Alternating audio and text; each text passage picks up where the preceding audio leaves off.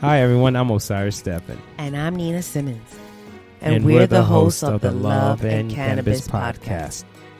We started our podcast over a year ago to share our story of how we are helping our son manage the severe epilepsy with CBD oil.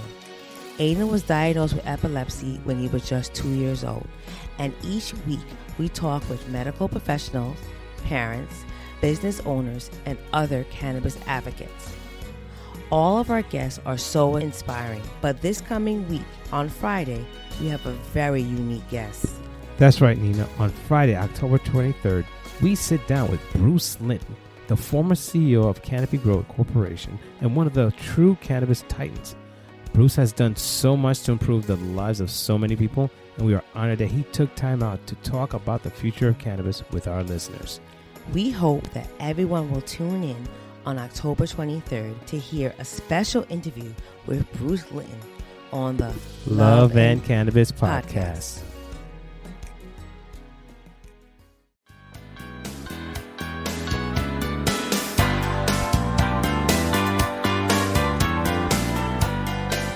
Welcome to today's Hemp Barons podcast, everyone. I'm host Joy Beckerman and so excited to be with you today.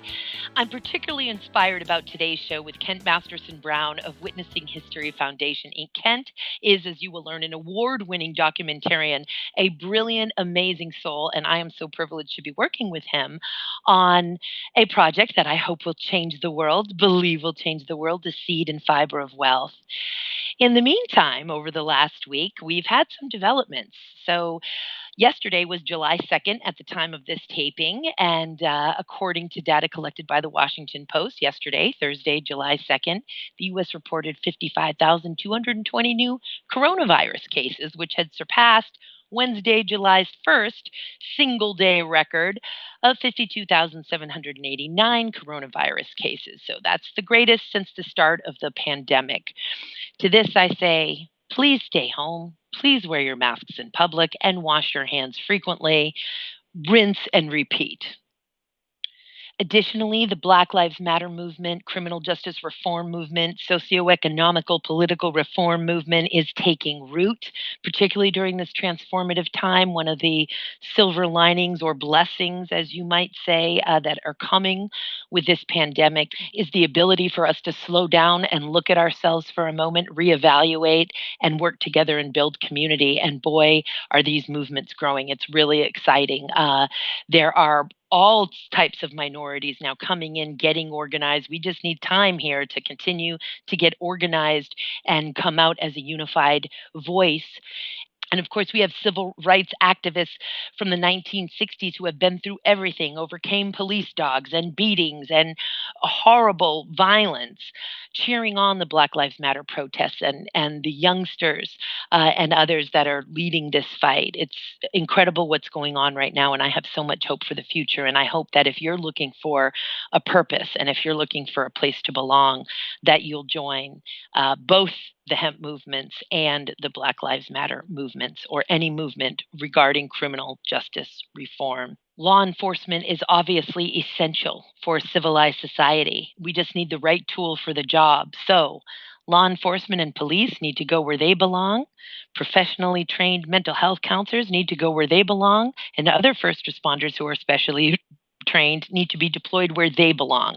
We need to work on addressing these issues as a society, as well as the underlying issues of where violence and self-medication, where all of these types of an addiction and abuse, and including substance abuse, where all of that is coming from. Why are we medicating as a society so heavily and suffering from all of the symptoms that those behaviors result in? And then with some really great, inspiring news, at least for myself, I have two beautiful sons, Phoenix Rising and Spiral Walking in Balance. Yes, those are actually their names. I gave birth to them at home in New York a long, long time ago. They're 26 and 28 years old now. They were student athletes in high school and, of course, throughout college. And Phoenix Rising, my oldest, who was also a vet in the U.S. Army, he was a paramedic in the Civil Affairs Unit, just graduated graduated last month from the University of Washington, magna cum laude, with a degree in law, economics, and public policy. And he is starting his master's in public policy at the University of Washington in the fall. He's heavily engaged in these movements. He is a researcher and staunch anti-racist activist. My other son, Spiral Walking in Balance, my 26-year-old, was elected this week to be the president of the University of Kentucky MBA Student Association. So a very proud Joy is coming to you this week. It's just amazing to watch the lotus flowers that are our children unfold. And I am just so honored to watch them walk and witness their journeys in the world. It's just a tremendous pleasure. Well, without further ado, we'll get back to my big baby, and that is the hemp movement and the hemp industries. And can't wait to tell you about what we're up to. Kent Masterson Brown, his wife Genevieve, and I, and a host of others with the seed and fiber of wealth. We'll talk to you again next week, everybody. In the meantime, stay healthy, stay safe, and like I said, stay home, wear masks in public, and wash your hands frequently. Bye, everyone.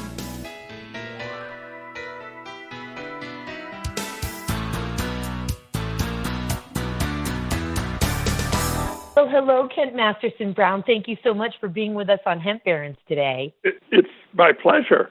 It's wonderful to be here. Oh, it is so wonderful to have you. I couldn't possibly be more excited that hemp has gained your attention, you, your incredible team wife, and witnessing history. Now, of course, in addition to practicing law for 47 years, and being the first chairman of the Gettysburg National Military Park Advisory, and so many other leadership roles in so many historical type societies. You are, on top of all of these things, a historian and a documentarian of epic proportions, including highly regarded and award-winning. And I want us to get into that as the interview moves further along. But you, sir, after winning 8 Tellys, and we'll talk about that in a minute, have decided you are going to be putting your energy into hemp history. And it's something that you've been working on a little bit, but tell us, Kent, what is it that brought you to hemp? What brought me to hemp, Joy, was my love of Kentucky history. And Kentucky, as you know, and many in the hemp industry and field have known, was probably in the 19th century, particularly the early 19th century, the largest producer of hemp in America. And so many people whose families were among the leading members of the Lexington, Kentucky community, where I live, reach that status because of their production and manufacture of hemp products. And I grew up with this.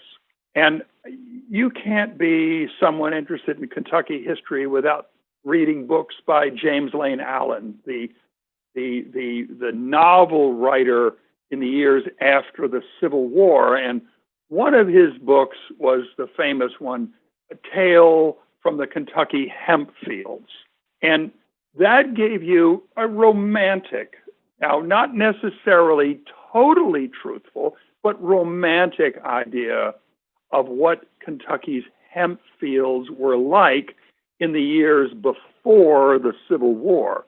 And actually, to read that is to think of the most lovely scenes of Kentucky you can imagine, and the most lovely aromas of what it must have been like to live around the hemp fields. And so, I mean, I grew up with this stuff.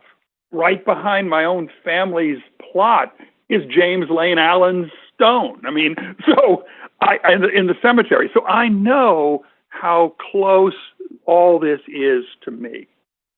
And even though most of my work as a historian has been in the American Civil War and in early American history. Hemp has always been around, has always been there, particularly when I'm talking about Americans or studying or working on something about Kentucky history. And so it was so huge in this state that you could not help but get interested in it. And so this is what got me to you. And I am just so blessed that we have found each other. And Genevieve, obviously, Seed and Fiber of Wealth is the name Yes. of the documentary that you are producing. It's Yes. such a huge pleasure and even bigger privilege to be with your help, by the way. To be helping on it at all, to be any part of the telling of this story in the exquisite quality that it's going to be told. And again, the Telly Awards are so prestigious. They honor excellence in video and television across all streams. And it is highly unusual for a documentarian to win a Telly for literally every single document that documentarian produces, documentary that documentarian produces. And yet you have, in fact, talk about timely, your most recent documentary, and I am so thrilled to have known you at this time when you actually discovered this. And that is in the Declaration, all men are created equal, Abraham Lincoln in Illinois, 1830 to 1860, which of course you purposefully created to inspire unity. Yeah. Was awarded 2 2020 Telly Awards. So it got the Telly in 2 categories, not just as a history documentary, but as a movie about history. So as I try to explain it to people, as in if MGM had made a movie about history or Disney had made a movie about history, and it was really wonderful, perhaps they would have wanted to get the Telly Award, but no, Kent's documentary is actually what won in that regular category. So this is very, very exciting for hemp that we have garnered the attention of an exquisite historian and film producer with access to so many of these records and artifacts that will be shown. And as you and I often discuss, and as I often say in the show, Kent, not just the United States government, it was globally, although the United States was actually pretty much the global bully in prohibition. It wasn't just the plant itself that was removed from our consciousness. It was all knowledge of the plant that was removed from our consciousness, which is why now when people hear the song of hemp, the story of hemp, the promise of hemp, it affects them on a whole nother level because they had been intentionally deprived of the information to begin with. Will you tell us a little bit about when you, and I think since I happen to know the story, you want to tell us a little bit about what you discovered about Transylvania University, the very first university in the state of Kentucky, right there by the University of Kentucky, where my son is a master's student. You want to tell us a little bit about what you discovered there and what that meant to you? What kind of lights went on in your mind? Well, I mean, Transylvania University was founded in 1780. It's the oldest college west of the Allegheny Mountains. It was once even commented upon by Thomas Jefferson as a place where one could learn from, quote, the old cask, meaning the ancients, the earliest of our teachings. And Jefferson supported that. So it was not only founded very early in not even here, it was founded first in what is now Boyle County near Danville. Then it was reformed in just outside of Lexington at Pisgah Church, and then ultimately wound up in Lexington, and it is still in the heart of Lexington, and is truly the most venerable institution this state has. But Transylvania University, though it began with its pioneer background, it could not have lasted long without the financial support of people of great means. And here is where hemp plays a role. Among those who were the early trustees of Transylvania were people like John Wesley Hunt, who moved to Lexington from Trenton, New Jersey. And John Wesley Hunt became one of the earliest producers, growers of hemp. And his farm is less than 3 miles from where I'm sitting right now. And John Hunt raised hemp, but then got into the manufacturing of hemp products. And those products included hemp bales to bale cotton, and also included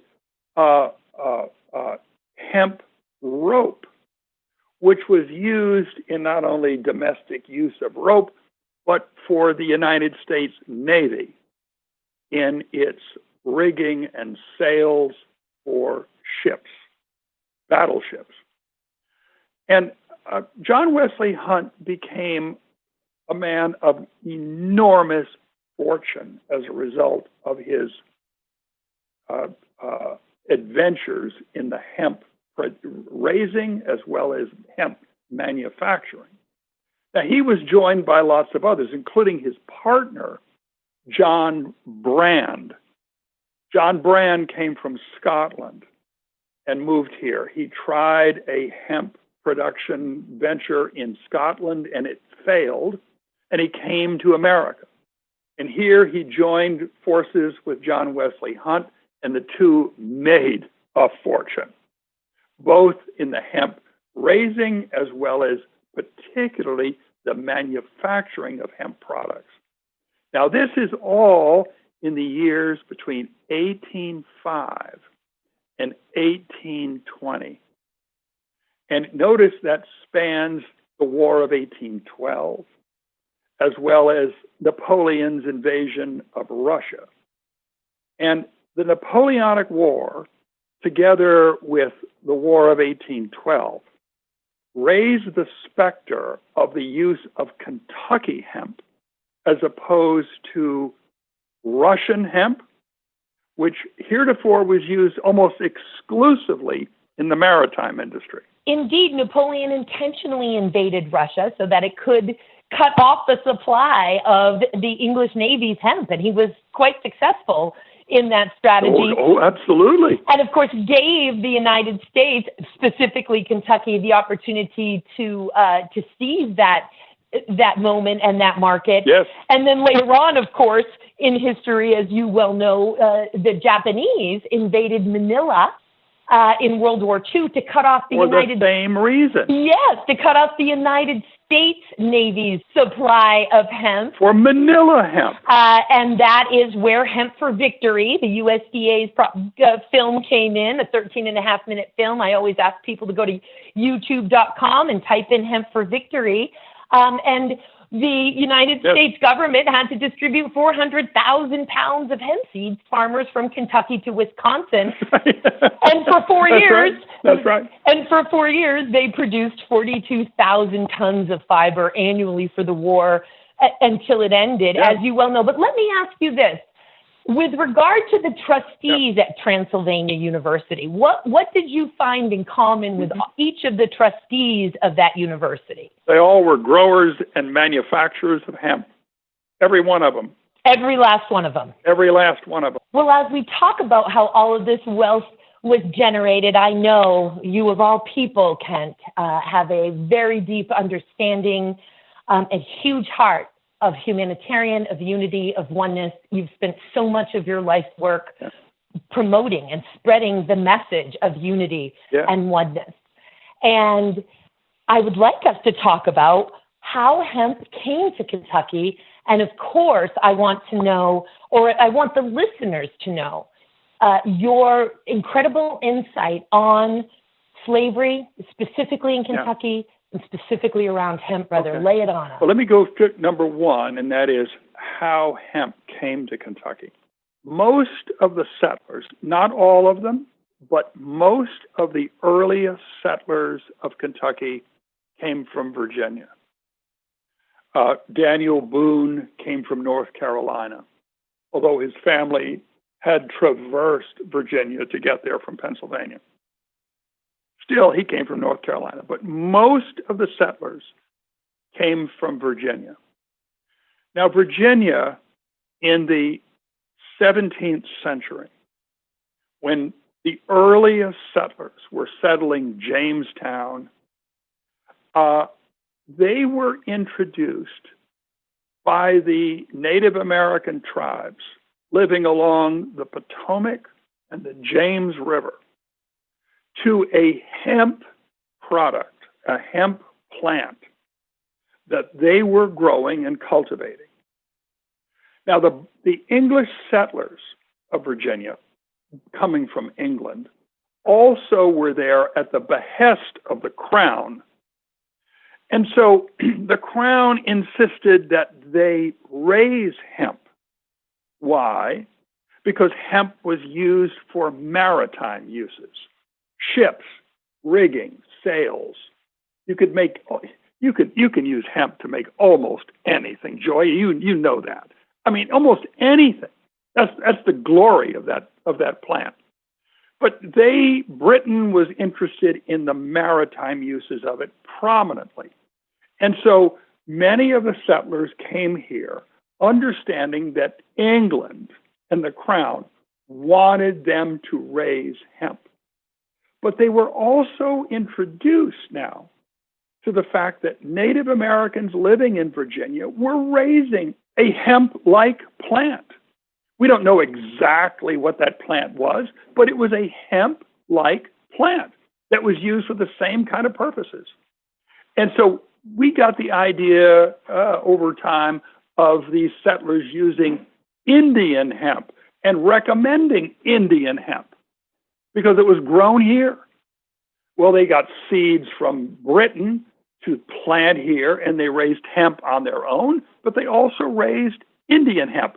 And in fact, George Washington comments on the fact that every planter should raise Indian hemp. Make the most of the Indian hemp seed and sow it everywhere, as George Washington says in those Mount Vernon diaries. And I did not realize, I'm learning now, and I consider myself quite a historian, but boy, have I met my match and a mentor in this to the nth degree, is at the behest of the Crown. Now, that's fascinating to me because, of course, I often teach to lawyers and otherwise, including in continuing legal education seminars, and this is the truth of it, of course, that our very first cannabis law in the United States was in 1619 in the Jamestown colony, Virginia, ordering farmers to make trial of the Indian hemp seed. And I'm now learning for the first time that was not necessarily a an American, colonial American directive. That was at the behest of the Crown, is what you're telling me. Oh, yes. They wanted hemp raised because there was no place to raise it there. And so one of the reasons they established colonies, and frankly, the colonies in America were raised in part because of the need for hemp. So it may very well may be the spark for the colonization of what became America. That's stunning to me, but it is true. Absolutely stunning. Wowzer.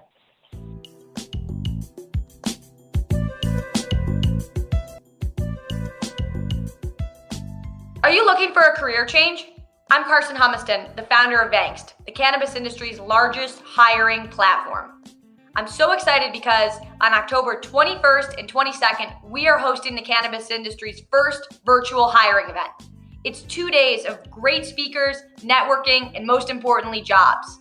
We have over 50 cannabis companies all across the U.S. hiring for more than 500 positions. This is the place to go to find your next job in the cannabis industry. To sign up, visit Vanks.com.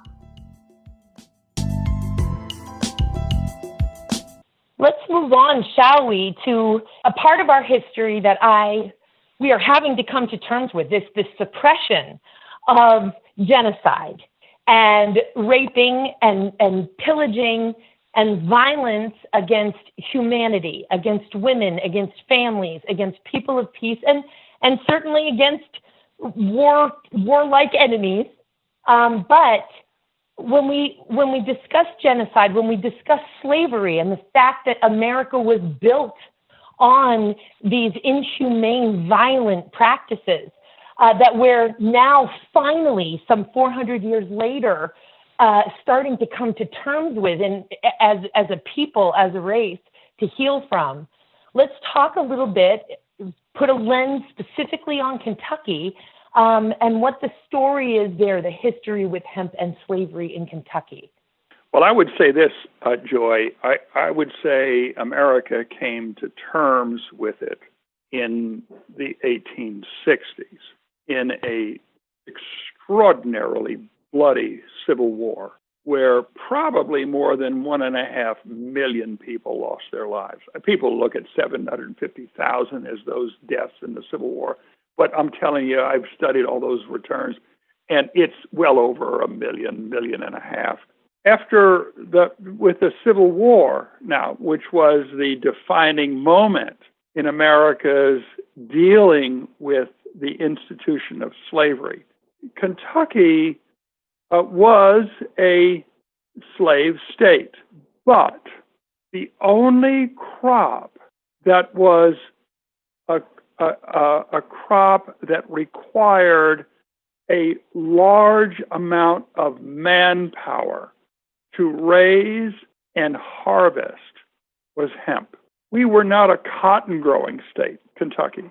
We grow a few acres of long stem cotton in the far southwest of Kentucky in the Jackson Purchase, but nowhere else. Where we were a hemp growing state, which was in the central Kentucky, is what mandated us being a slave state.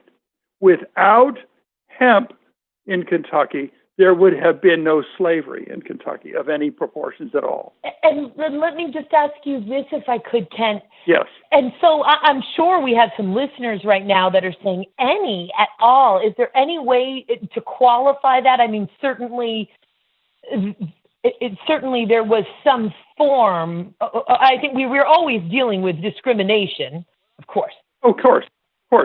Yeah, what I'm talking about is a slave state in comparison to the slave states of the Gulf states.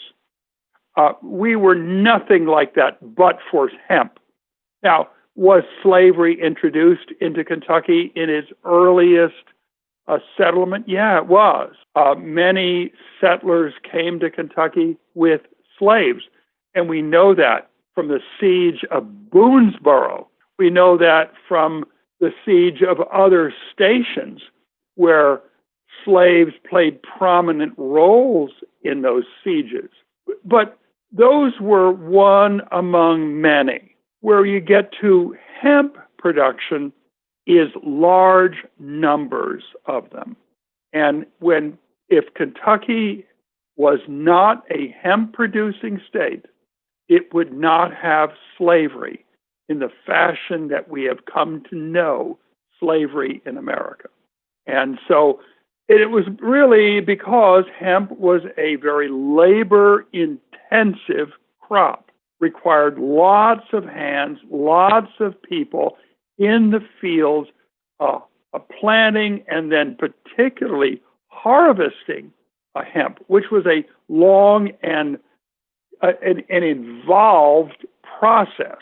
As we often say, we love that it's the strongest fiber in the world after it's harvested and processed. Yeah. The fact that it's the longest, strongest fiber in the world before it's harvested makes harvesting and processing quite difficult. And, you know, I have so many statistics flushing through me right now of modern day, which, you know, that less than 2% of agricultural lands in the United States are owned by Black landowners, and the tremendous amount of healing that's going on, even in Kentucky. As former, several generations later, we have Black families growing hemp, when they know that their ancestors, and they have traced back that lineage through, scrawled manuscripts that you know so well. You've combed through volumes and volumes. And by the way, those people knew more about planting and raising and harvesting hemp than any other people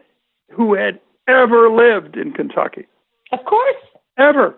Of course. No, it's just so amazing. And then just to give the listener sort of a picture of what it's like, hemp after the harvesting, and again, we're talking hard to harvest, hard to lift, but on top of it, the combing of those bast fibers, the outer bark of the hemp stalk, and when you're talking about raising hemp for its fiber, and I'm talking here about fiber, what you've got to do is not only plant it, which is usually in April. It's a very fast growing plant, and in 4 to 6 weeks, it's already reached 14 feet in height. And then once you cut it, this is the first act of harvesting. You cut it, then you stack it, and you stack it until probably November, when you then take it down and you start to break it. And you break it so that you can release the fiber in it, because it's the fiber you want. And the fiber you release by hemp breaks, which are devices, simple wooden devices that simply break the outer shell of the plant and expose the fiber, and you garner the fiber. Indeed, you're talking about the breaking of the stalk. And so, folks, if you're listening right now, if you just want to Google later hemp break and really see what that looked like. Now, of course, there were more mechanized inventions in modern day, but we're talking about basically two giant pieces of wood that you're taking a hemp stalk, a very long hemp stalk, and you're lifting this piece of wood up and down, breaking it, banging it against that long, strong hemp stalk to, as you say, release the fibers, separate that outer bark, the bast, from that inner woody core, the hurd. And also, of course, it's back then for their purposes, maybe just for rope, there was this letting it stack until November. But bear in mind, in the modern day, for various textiles and the many other applications of hemp, from nanotechnology and air and space, and as a superior use to graphene, et cetera, that certainly we have different grades of fiber that are being developed and so on and so forth. So not all fiber is stacked, but certainly it was then. And we're talking about that kind of manual labor. And I just want to make sure that I also have folks visualize when I say the combing of that outer bast fiber, it's really picture and understand the repetitive shoulder injuries that had to have occurred, not just on the soreness that these people had to endure to carry this crop through for Kentucky. So the repetitive injuries just from the constant breaking and banging of the big heavy board, but then taking that long fiber, that bast fiber, and slapping it like a whip, combing it over these beds of nails, essentially heckles is what they're called, but the nails were the comb of the bast fiber. And you're taking this heavy fiber and you're throwing it over your shoulder, slap through the nails, doing it again, slap through the nails. And imagine the soreness, even if you did that for 30 minutes, Kent, how that would feel. Mm-hmm. Just amazing. Yeah, right. But I want you to know, too, Joy, and everybody, that with the early pioneer into Kentucky, the early pioneer brought hemp, and they raised it next to the fortified stations they built to protect themselves against British and Native American attacks. And those hemp crops were raised the same way, but by those early settlers who used the hemp to produce their clothes, their shoes, their bedding, their what would be equivalent to rugs or carpets. They used them for everything. But all of those people, the early settlers as well as the African American slaves later, did it the same way. And all of them went through the same process. And it's just that because hemp was so magnificently adapted to Kentucky's soil, it became a prominent crop, financial crop.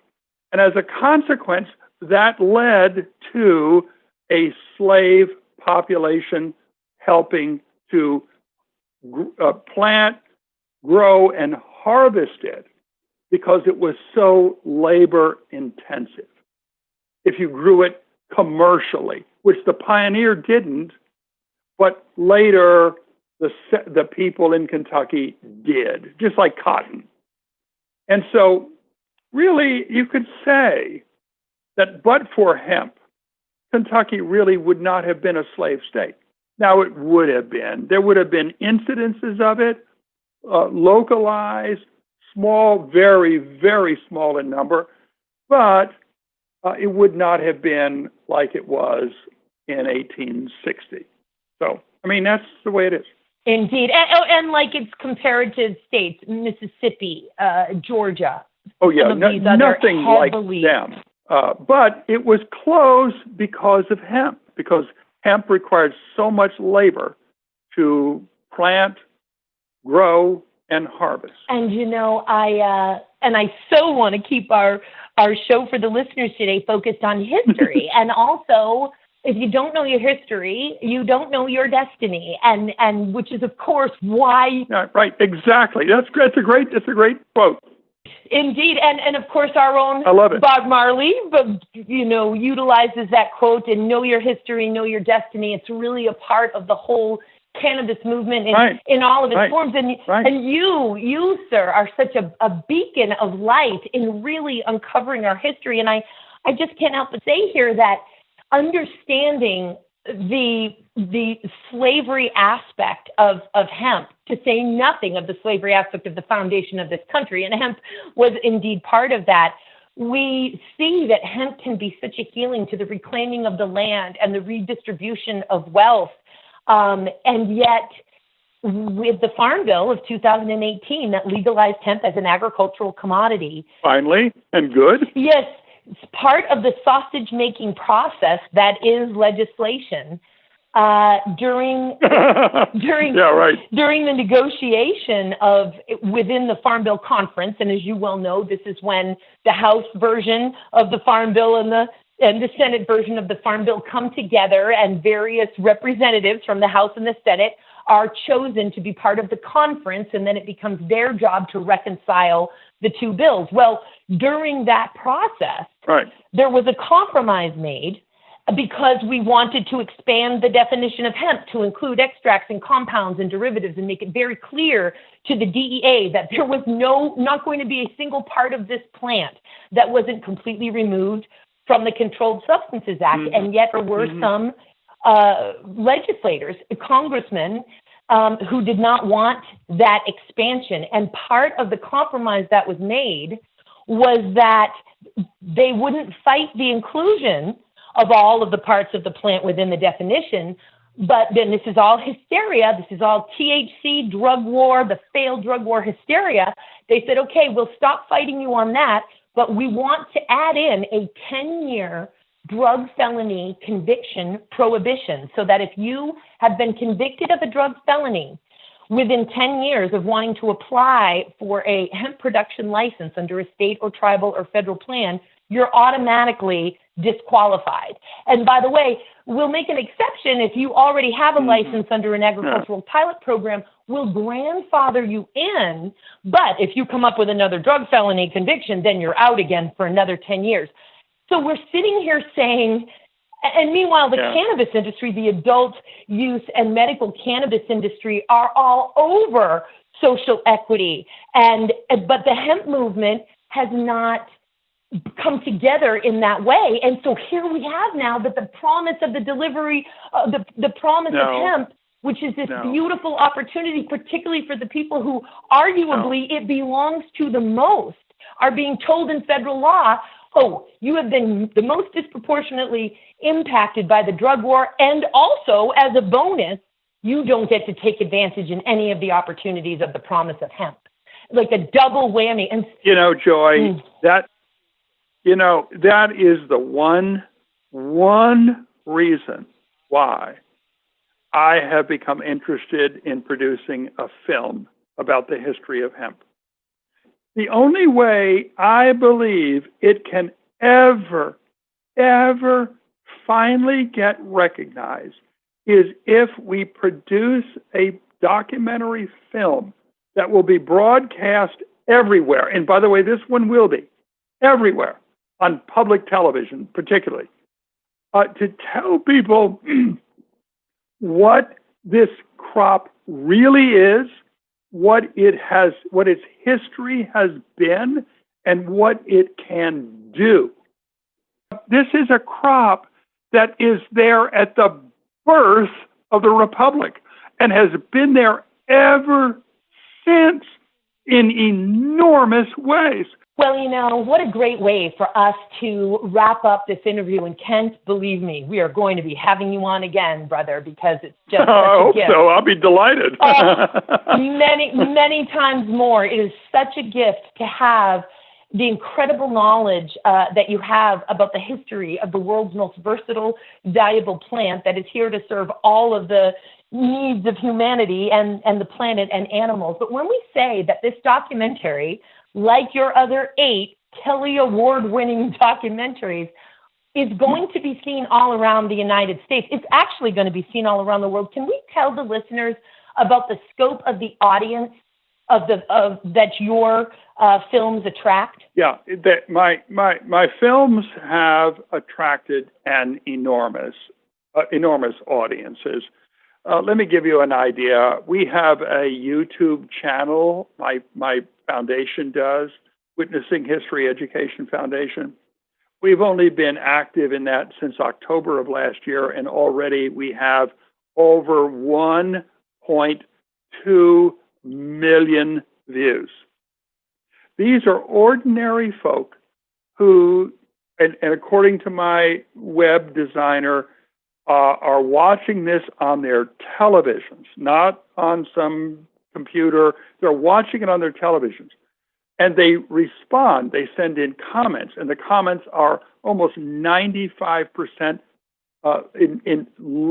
favorable. They love what they watch. And and the whole mission of my foundation is to get people to finally see something about American history and be entertained by it. And that's the whole mission of what we do. And it seems to be bearing out fruit just in the YouTube channel. This is really, YouTube's obviously, that's completely huge. But let's talk about the scope of the audience outside of any form of social media whatsoever. And I thought you might even lead with this because it's just incredible. Okay. And that's what I was about ready to do. And that is, here, our films, we have a partnership with Kentucky Educational Television. And that partnership includes they always broadcasting our films. And they have for every year since 2006. They have broadcast every film we've ever produced. Excuse my dog who's barking at someone passing by. But that adds a little realism to this. But more than that, Kentucky Educational Television has always taken our films and proposed them to the National Educational Telecommunications Association in Columbia, South Carolina. They are the catalog arm of PBS. And what they do is they take films that are produced for individual network affiliates, of which there are 247 around the country. And they then say, I like those. We'll make them available to every other affiliate in the system. And our films are universally accepted by what we call NETA, the National Educational Telecommunications Association, and they are universally signaled to every PBS network affiliate in the United States, the Virgin Islands, and the District of Columbia. And for those listeners that don't know what PBS is, we're talking the Public Broadcasting System. Public Broadcasting Service, yeah, PBS. You get them on TV, television. It's the Public Broadcasting Service of America, publicly financed. And they have 247 affiliates in every state in the union. And those 247 affiliates have uniformly received our films as they're produced after Kentucky Educational Television broadcasts them. What a service that you're doing. And I, again, am so grateful to be a part of it. Now, this is an entirely nonprofit endeavor. The Witnessing History Foundation, Inc. is a 501c3 nonprofit charitable foundation. And you don't do this to make money. You don't do this for any type of fame. This is your life's work. This is your life's purpose, to uncover the darkness, to tell the story, and to bring it in a way, as you say to folks, that is not only as exquisitely vetted and accurate as possible, that is delivered to the viewer in a way that they can receive it and that they're open to receiving it. This is such a huge blessing, the seed and fiber of wealth. And right now, I know that you're looking for sponsorships, again, to produce this film, which I think you've estimated is going to take almost $250,000 to produce. And folks who might be interested in sponsoring this film, and I know the very first sponsor, and we thank you so much for that, of this film is the U.S. Hemp Roundtable, based in Lexington. We're so honored to be a part of this.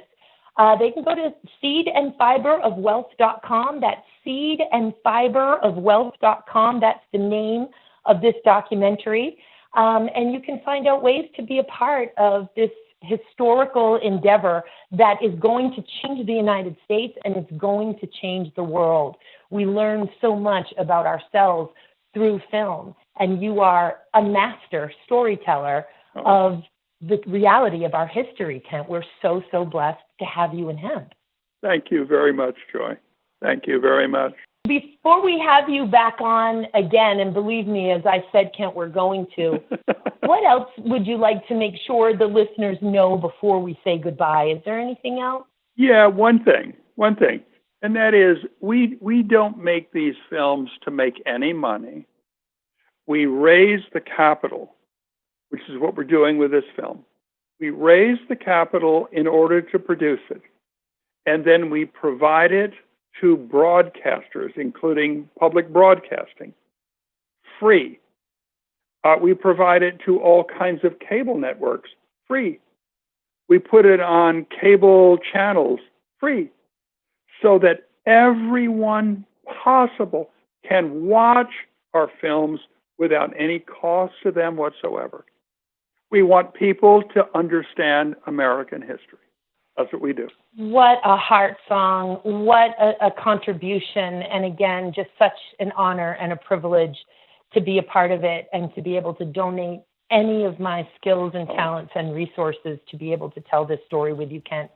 Thank you so much for being with us on Hemp Barons today, brother. We can't wait to have you back. Thank you, my dear. It's so good being with you again. Talk to you soon, Kent. Warrior on. You bet.